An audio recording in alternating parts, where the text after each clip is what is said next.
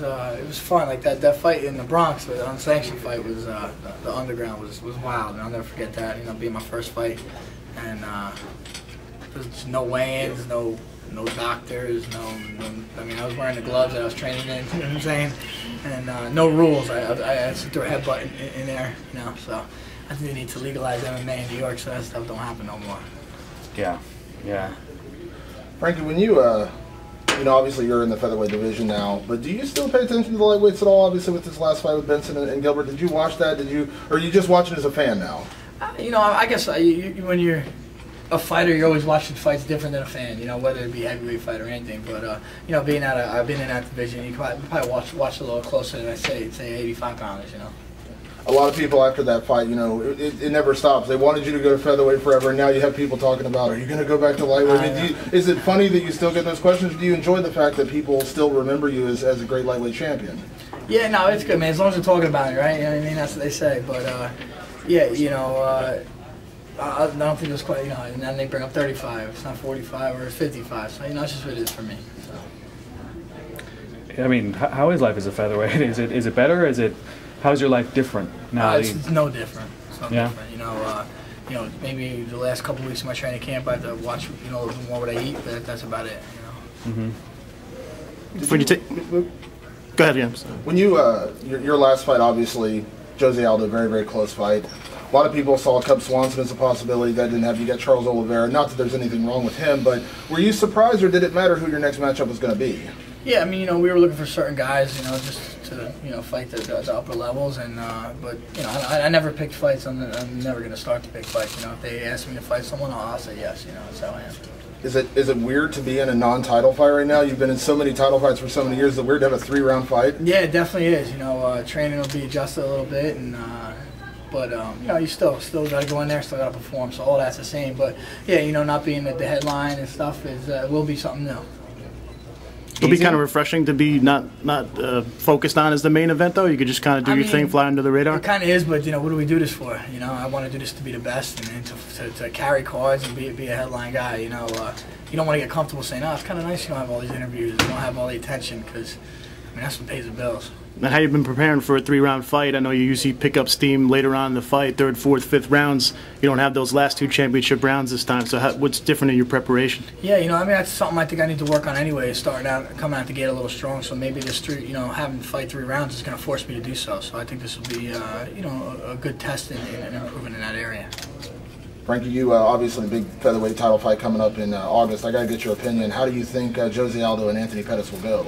Yeah, I mean, I don't know how it'll go. You know, you really can't, you know, by the way these fights go. But I do think Pettis is giving him some problems. He's got great legs. You know, he's a very good stand-up fighter. He deals with kicks, you know, extremely well. So I think he matches up well with him. You have a card at 162 with so many featherweight fights. Yourself, Ricardo Lamas, Korean Zombie.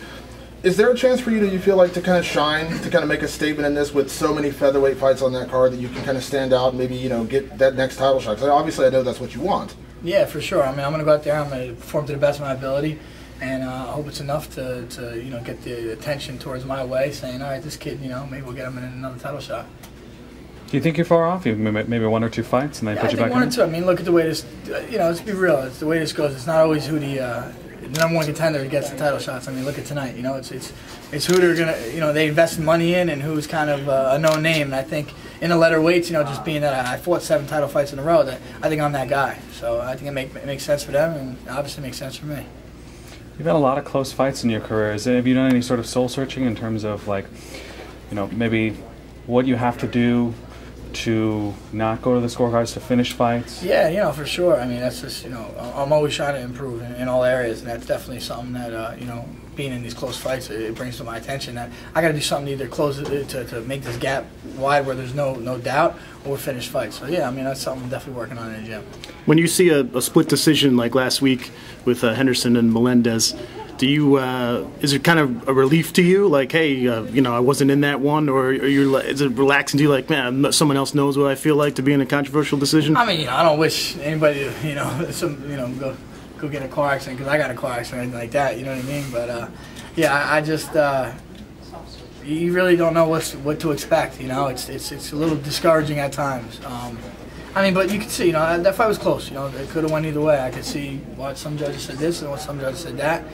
You know, it's keeps getting them now. You know? I mean, if you saw one of those guys, would you be like, "Hey, I know your pain, man"? Yeah, for sure. I'd be like, you know, maybe a little that look like, yep, I've been there before.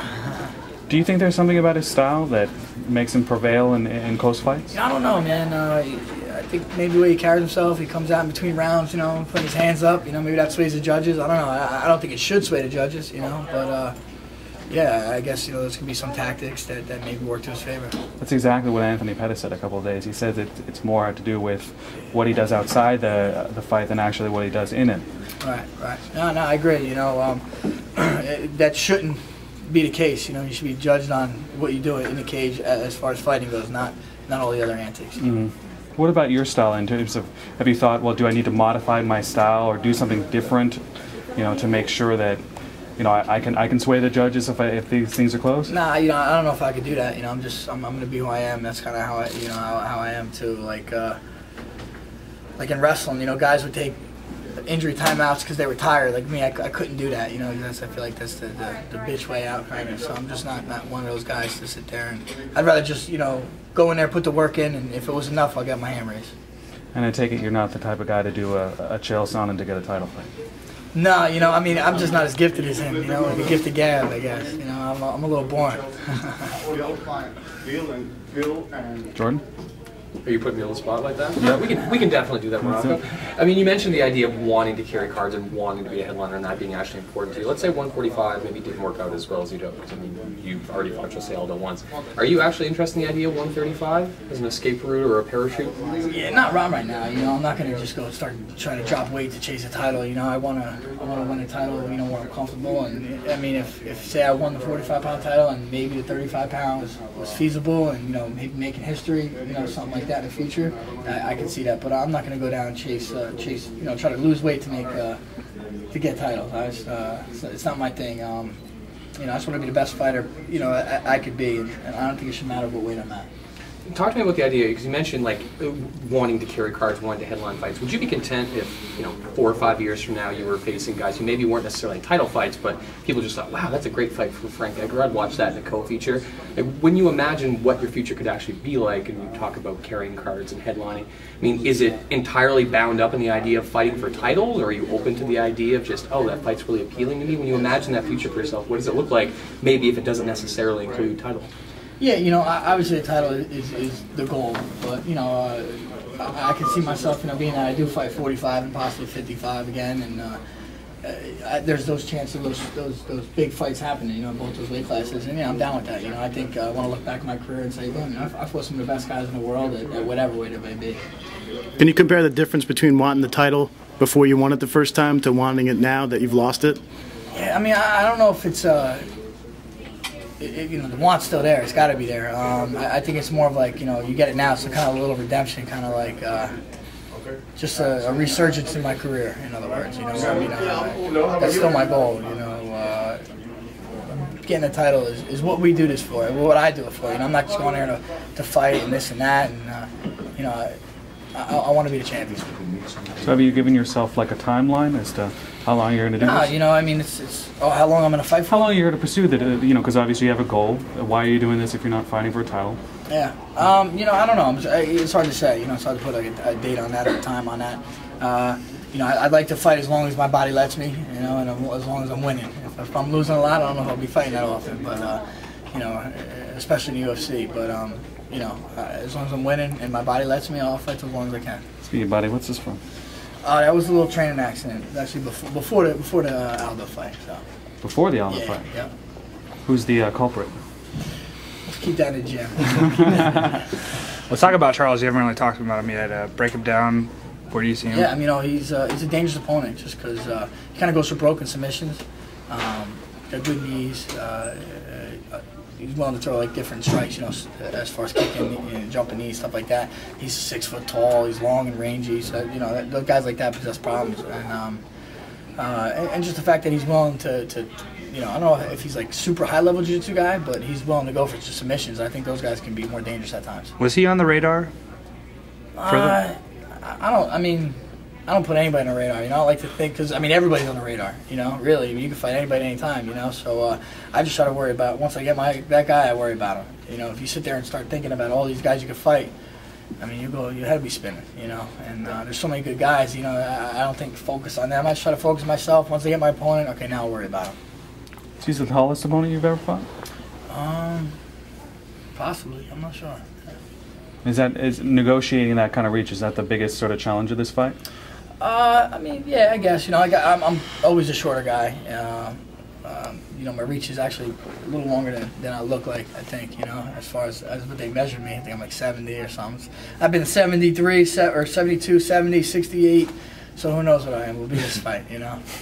Frankie, we talked about, you know, title shots and obviously the big moments you've had in these last few fights, but technically right now you are coming off a couple of losses. Does that change anything for you? I mean, away from the fact that you had some very controversial decisions, but the pressure of, you know, not wanting to, you know, to get another loss, obviously, I mean, that's a real thing everyone has to deal with, I'm sure. Yeah, it's real, man. You know, it's almost like do or die in a situation. You know, 3 losses in a row, and granted they may have been close into the number 1, you know, the champions, but still 3 losses in a row, and yeah, it's something I think about. You know, how could you not think about it? I'm not going to be a phony and say I don't worry about it. It's real. It's right there in the back of my mind. But I just got to focus on, you know, doing what I do. I know, and that's what I tell myself. I know there's never been a fight I haven't been prepared and I haven't shown up. So as long as I do that, I think I'll be all right. How many more fights before a title fight, you think?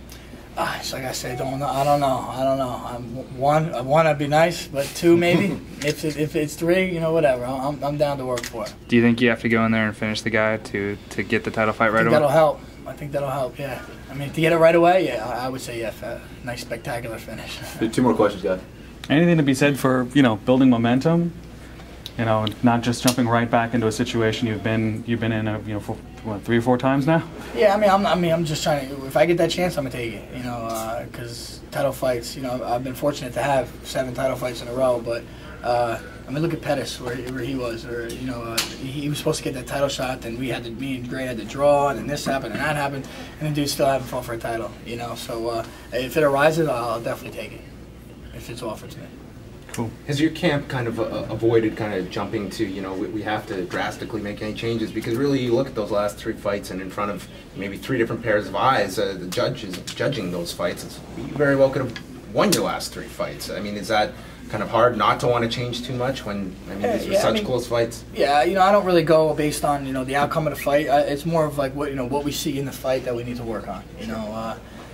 Because, like you said, those fights are so close, and you know they're against the best in the world, you know, and it's tough to just, you know, say, oh, you didn't do this right, did that right. You know, I'm fighting the best guy in the world, so it could be, you know, some technical things, but I don't think it has to do with, you know, being that I lost and they were close fights. It's just what it is, and you know, work on the technique to make it better. Thanks, Frank. Cool. Thanks, guys.